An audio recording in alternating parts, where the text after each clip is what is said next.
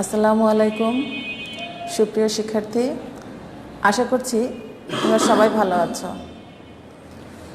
স্বাগত জানাচ্ছি আজকের ফরিদপুর সরকারি বালিকা উচ্চ বিদ্যালয়ের অনলাইন ক্লাসে।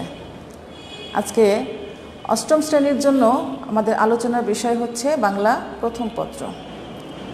প্রিয় শিক্ষার্থী, আমি একটি গল্প দিয়ে শুরু করি। তোমরা জানো, গল্পটা অনেকে হয়তো জানো, যে এক লোক তার স্ত্রীকে নিয়ে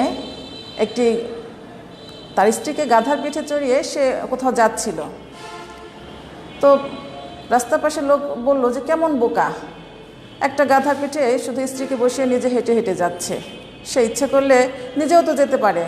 লোকটা বলল ঠিকই তো, আমি কেন হেঁটে যাচ্ছি। তো সে তখন কি করলো, সেও গাধার পিছনে বসলো। কিছু দূর যাওয়ার পরে আবার কিছু লোক তাকে বলছে যে কি নির্মম লোকটা, দুইজন মানুষ ছোট্ট একটা গাধার পিঠে বসে যাচ্ছে, এদের কোনো মায়া দয়া নেই, গাধাটার কি অবস্থা দেখেছো তোমরা। তখন সে ভাবলো যে আসলেই তো এটা একটু কেমন নির্মম ঠেকছে, একটা ছোট্ট পশুর পিঠের উপরে আমরা দুজন মানুষ বসে যাচ্ছি। তো তখন আবার কি করলো, দুজনেই নেমে গেল, নেমে হেঁটে যাচ্ছে।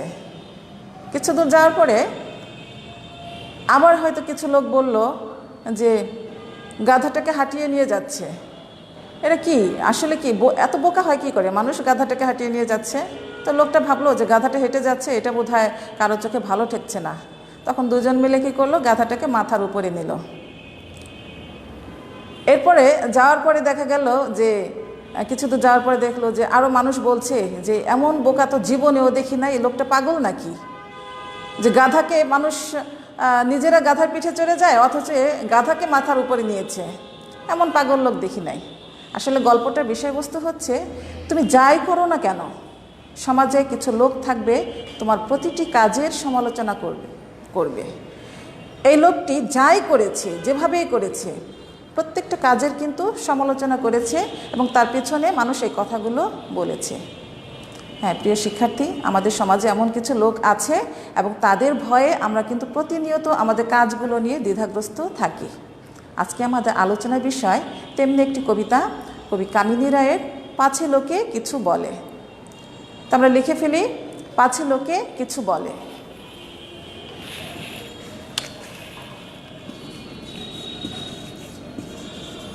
পাছে লোকে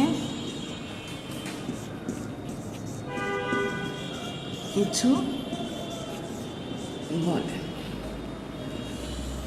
লিখেছেন কবি কামিনী রায়।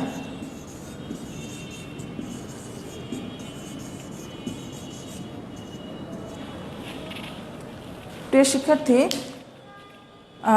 আমরা গদ্য পদ্য যাই পড়ি না কেন, আমাদের প্রথমেই কিন্তু যিনি কবি সাহিত্যিক থাকেন তার সম্পর্কে কিছু তথ্য আমাদের জেনে নেওয়া প্রয়োজন। তো আজকে আমরা একটু আলোচনা করে দেখি কবি কামিনী রায়ের পরিচিতি কী আছে। আমি বোর্ডে লিখছি, তোমরা একটু খেয়াল করো। কবি কামিনী রায় এমন একটি সময় জন্মগ্রহণ করেন, সেই সময়টা ছিল রবীন্দ্র সমসাময়িক, অর্থাৎ বিশ্বকবি রবীন্দ্রনাথ ঠাকুরের জন্ম সময়কালে তার জন্ম। তাহলে কবি কামিনী রায় জন্মগ্রহণ করেন, তার জন্ম হচ্ছে 1864 সালে বরিশাল জেলায়, বরিশালের গ্রামের নাম হচ্ছে বাসুন্ডা।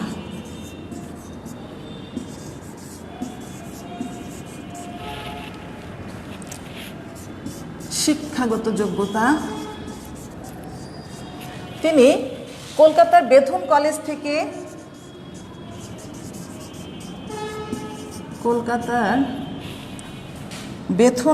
থেকে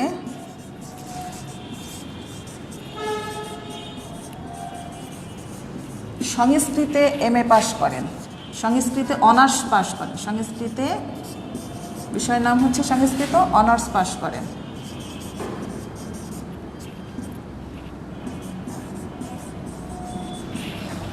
(1866 সালে। কর্মজীবনে তিনি একজন অধ্যাপক ছিলেন। কর্মজীবন তিনি ওই বেথুন কলেজেই অধ্যাপনা করেন। অধ্যাপনা, বেথুন কলেজ।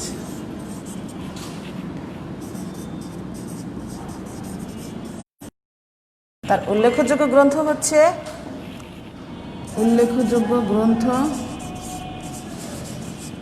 শিশুদের জন্য লেখা একটি গ্রন্থ হচ্ছে, নাম হচ্ছে গুঞ্জন। গ্রন্থটির নাম হচ্ছে গুঞ্জন। এটি তার উল্লেখযোগ্য গ্রন্থ। পুরস্কার,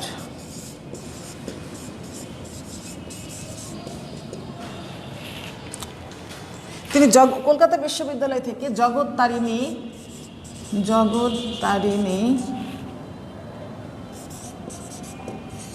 স্বর্ণপদক লাভ করেন।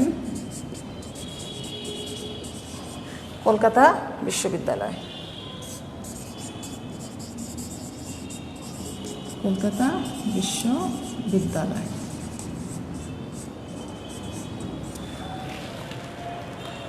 1933 সালে এই মহিয়সী নারীর মৃত্যুবরণ করে। মৃত্যু 1933 সাল। নিচেই লিখে ফেলি 1933। তাহলে আমরা কবি কামিনী রায়ের জন্ম 1864 সালে এবং মৃত্যু 1933, এই সংখ্যাটা এখানে আমরা লিখে ফেলি। কি সমস্যা? 1864 থেকে 1933। আমরা জানি এই রবীন্দ্রনাথ ঠাকুর জন্মগ্রহণ করেছিলেন 1866 সালে এবং মৃত্যুবরণ করেন 1947-এ। আচ্ছা, তার সমসাময়িক কবি ছিলেন কবি কামিনী রায়। এজন্য তার কবিতা লেখার ক্ষেত্রে আমরা কিন্তু রবীন্দ্রনাথের কিছু প্রভাব লক্ষ্য করি। আমরা আজকে যে কবিতাটি পাঠ করব খুব সুন্দর একটি কবিতা। তৎকালীন সময়ে, যে সময়ে নারী কবিতা সৃষ্টি হয়নি, সেই সময়কার একজন কবি কামিনী রায়, একজন মহিলা কবি। তিনি চমৎকার একটি কবিতা তোমাদের জন্য লিখেছেন। কবিতাটি আজকে আমরা পাঠ করি।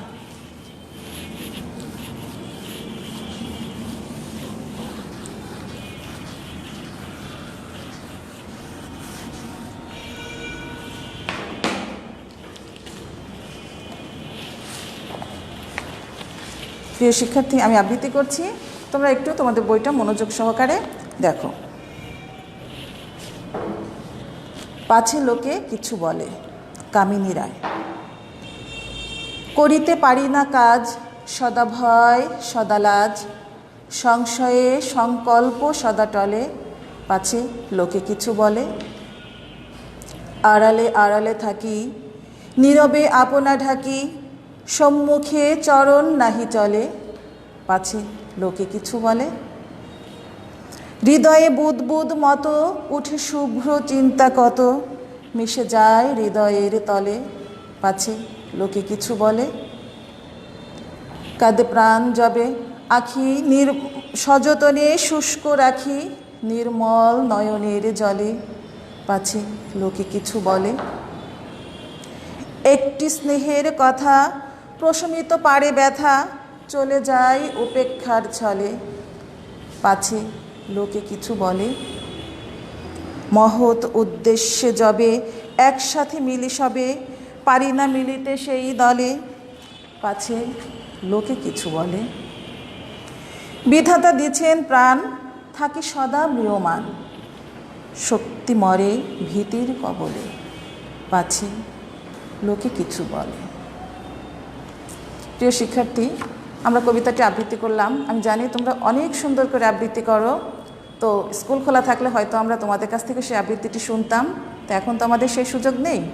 তো যাই হোক শিক্ষার্থীরা, আমরা এই কবিতাটি আবৃত্তি করতে যেয়ে কিছু নতুন শব্দ আমরা এখানে পেয়েছি, যে শব্দগুলো অর্থ আমরা হয়তো এখনও জানি না। আমরা কিছু শব্দ বোর্ডে লিখে দিচ্ছি, তুমি খেয়াল করো। সংশয়,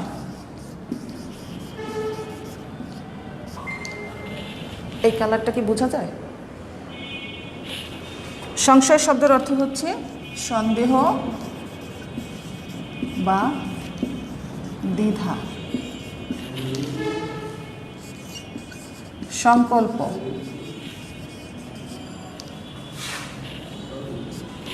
সংকল্প হচ্ছে মনের দৃঢ় ইচ্ছা, দৃঢ় ইচ্ছা।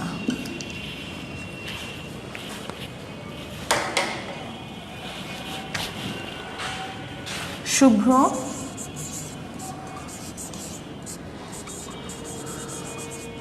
সাদা, যবে, যখন, উপেক্ষা,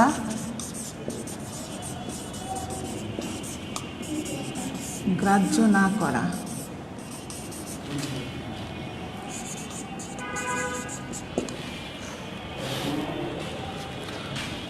ছল মানে হচ্ছে ছুতা। ম্রিয়মাণ,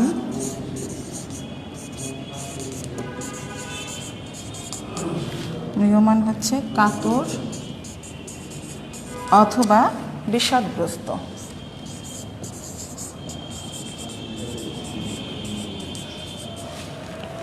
প্রিয় শিক্ষার্থী, সংশয় শব্দটা এটার অর্থ হচ্ছে সন্দেহ বা দ্বিধা, সংকল্প মনের দৃঢ় ইচ্ছা, শুভ্র সাদা, যবে শব্দের অর্থ হচ্ছে যখন, উপেক্ষা গ্রাহ্য না করা, ছল শব্দের অর্থ হচ্ছে ছুতা, ম্রিয়মাণ মানে হচ্ছে কাতর বা বিষাদগ্রস্ত। আমরা কবিতাটি আবৃত্তি করার সময় যে শব্দগুলো দেখতে পেলাম এই শব্দগুলো অর্থ আমাদের জানা দরকার আছে। তো এখন আমরা আলোচনা করছি যে এই কবিতাটি আমাদের জন্য কেন নির্ধারণ করা হয়েছে। আমাদের সমাজে এমন কিছু লোক রয়েছে মতো যে আমি যেটাই করে থাকি না কেন তার প্রত্যেকটা কাজের, প্রত্যেকটা কর্মের, প্রত্যেকটা কথার সমালোচনা করবে। এই শ্রেণীর লোকেরা, এই শ্রেণীদের লোকেদের জন্য আমাদের অনেকেই আছেন ভাবেন, নিজেকে এড়িয়ে চলেন, নিজেকে সঠিকভাবে নিজের যোগ্যতা অনুযায়ী প্রকাশ করতে পারেন না। তো আমাদের কাজ হচ্ছে যে মানুষের কোনো কথাকে, অর্থাৎ আমি যে ভালো কাজটা করতে যাব, আমরা পিছনে কে কী বললো সেই কথাকে আমরা মূল্যায়ন করব না। আমি অবশ্যই মূল্যায়ন করব আমার ভালো কাজ, যে কাজটি দিয়ে আমার সমাজের, আমার পরিবারের, আমার দেশের উপকার হবে, আমি সেই কাজের পথে, সেই লক্ষ্যে আমাকে স্থির থাকতে হবে। তোমরা নেলসন ম্যান্ডেলার কথা জানো, যিনি একজন বিশ্ববিখ্যাত ব্যক্তি ছিলেন।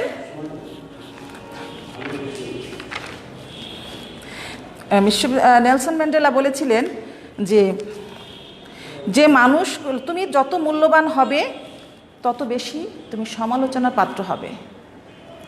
তোমরা জানো যে ভারতের প্রধানমন্ত্রী, সাবেক প্রধানমন্ত্রী ডক্টর এপিজে আবুল কালাম, তিনিও বলেছেন যে যে মানুষগুলো তোমাকে বলে তুমি পারো না অথবা তুমি পারবেই না, তারাই সম্ভবত সেই লোক যারা ভয় পায় এটা ভেবে যে তুমি পারবে।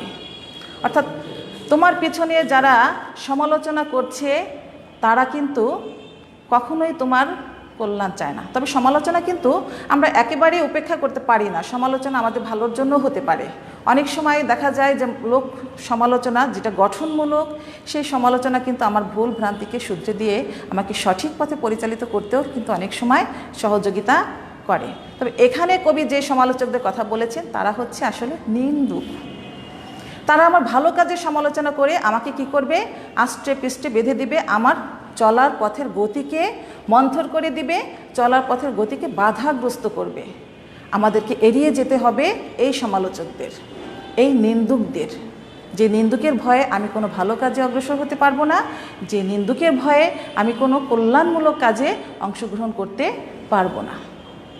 যে নিন্দুক আমাকে গুটিয়ে রাখবে, আমাকে আমার কাঙ্ক্ষিত লক্ষ্যে পৌঁছতে দেবে না, এই ধরনের নিন্দুককে অবশ্যই আমাদেরকে এড়িয়ে যেতে হবে।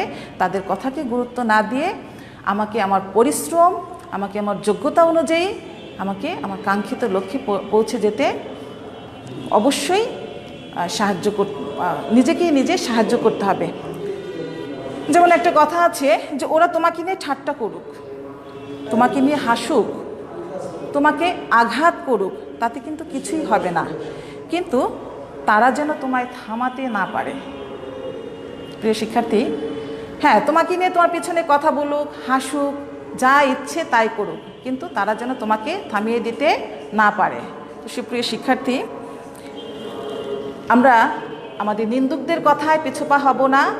আমার নিজের কল্যাণের জন্য, আমার মঙ্গল কামনা, মানব জাতির কল্যাণের জন্য যে কোনো ধরনের কাজকর্মে আমরা উৎসাহ বোধ করব এবং আমি আমার লক্ষ্যে স্থির থেকে আমার ভবিষ্যৎকে সুন্দর করব। নিন্দুকের কোনো নিন্দনীয় কথাকে আমরা সেক্ষেত্রে পরোয়া করব না।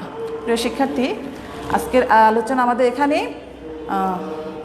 তোমাদের একটা বাড়ির কাজ দিয়ে দিচ্ছি, তোমরা বাড়ির কাজটা লিখে নাও।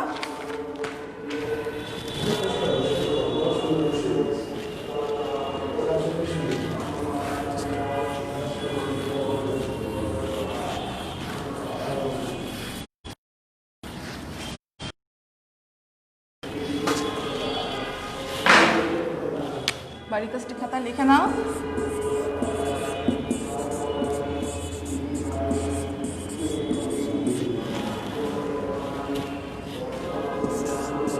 নিজেকে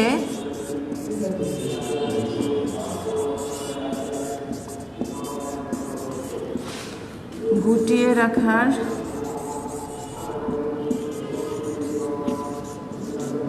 প্রবণতা থেকে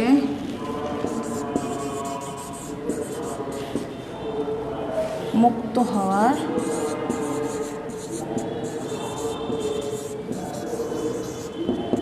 পাঁচটি উপায় অথবা প্রচেষ্টা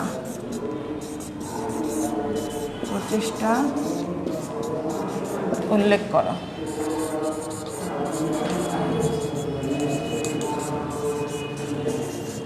নিজেকে গুটিয়ে রাখা প্রবণতা থেকে মুক্ত হওয়ার পাঁচটি উপায় বা প্রচেষ্টা উল্লেখ করো। প্রিয় শিক্ষার্থী, আজকের আলোচনা আমাদের এই পর্যন্তই। সবাইকে ধন্যবাদ জানিয়ে শেষ করছি আমার আজকের ক্লাস। সবাই ভালো থাকো।